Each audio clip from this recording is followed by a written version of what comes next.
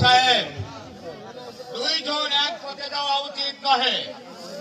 আপনি ওই পথে যান আর আমি এই পথে যাব, কিন্তু সাবধান থাকবেন উজির সাহেব।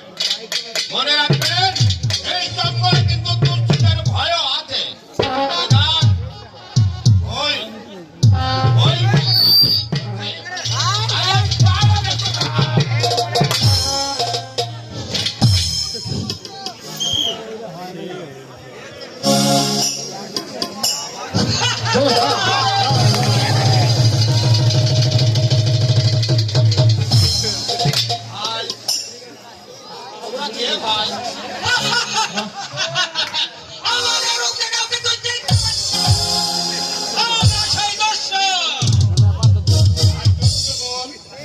আমার কাছে তো তেমন কিছু নেই, তবে তোমরা আমাকে কি করতে চাও ভাই?